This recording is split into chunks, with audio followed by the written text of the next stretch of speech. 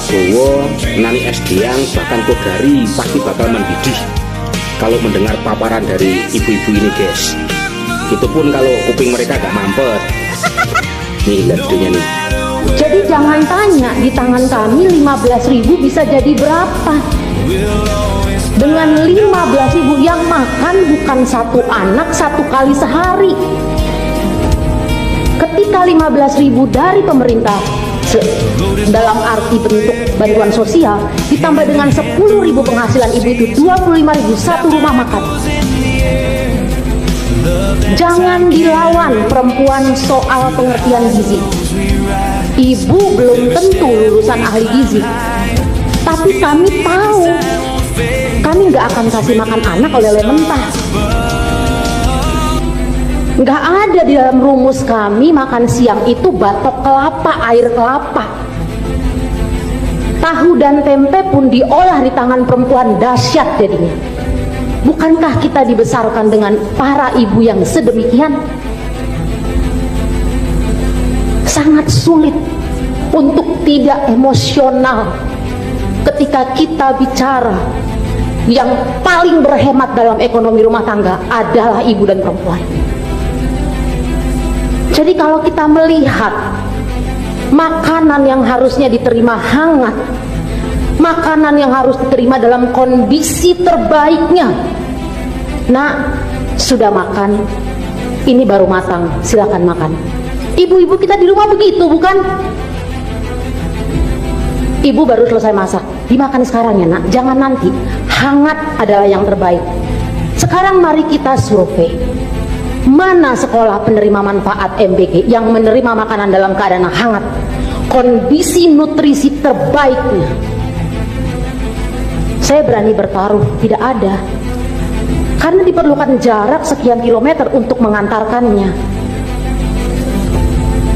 Dan mungkin saya mau merujuk kepada apa yang Mas Media pernah katakan di begitu banyak podcast, di begitu banyak acara-acara diskusi, bahwa MBG ini adalah proyek di mana bantuan sosial dari negara kepada rakyat dipotong langsung setengahnya.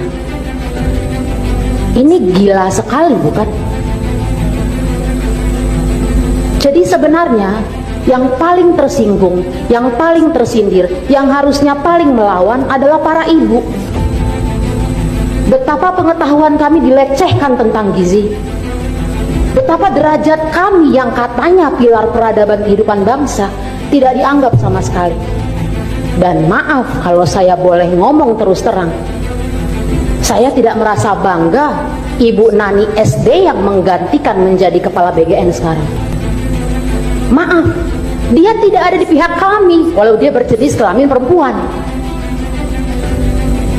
Karena kalau dia perempuan yang sungguh-sungguh ibu, dia akan paham, this is not the way you feed the children.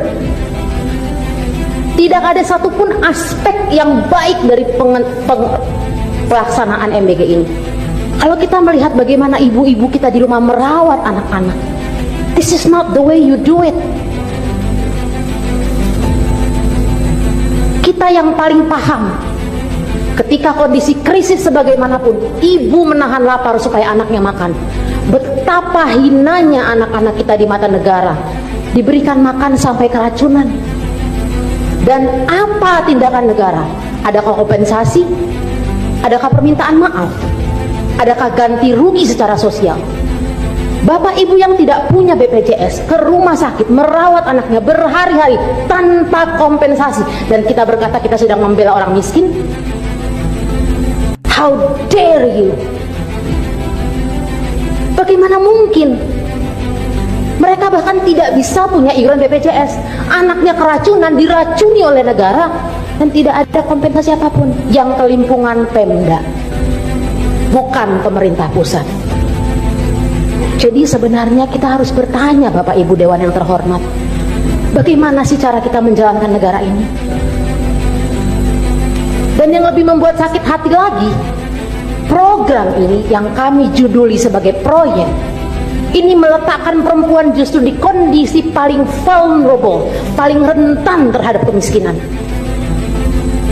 Karena kemudian kita tahu dampak dominonya, efek dominonya.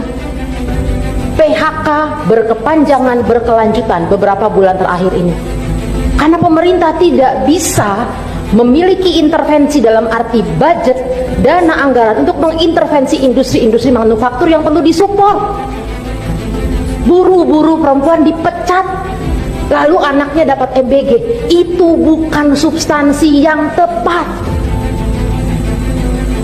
Kita bicara kehilangan pekerjaan, lalu diganti dengan MBG. Gak masuk akal. Kalau tadi dari pengusaha UMKM yang notabene pelakunya adalah perempuan, karena lagi-lagi kalau kita bicara soal bagaimana mendatangkan uang ke dalam rumah, itu jangan dilawan perempuan. Saya yakin saya dapat amin dari Bapak Ibu Dewan sekalian. Soal gizi, pemeliharaan anak, mengurus keluarga, mendatangkan uang dari luar ke dalam rumah, menambah penghasilan, itu perempuan paling superpower. Jadi kalau program ini tujuannya untuk stunting, saya mau berbicara atas arwah almarhum ibu di Papua yang bahkan tidak bisa sampai ke puskesmas karena jalannya begitu buruk. Itu yang harus diperbaiki untuk stunting. Itu yang harus peran pemerintah tuh di situ. Hamil nggak bisa cek ke puskesmas, nggak ada jalur angkot, jalannya sangat buruk.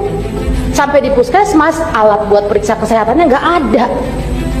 Di situ kami ingin didengar sebagai perempuan. Kalau memang peduli dengan anak-anak kami, ayo dong. Waktu itu anak belum lahir, itu bicara stunting 1000 hari pertama kehidupan.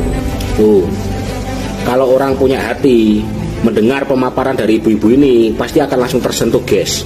Coba bayangkan, anaknya dikasih MBG tapi orang tuanya di PHK.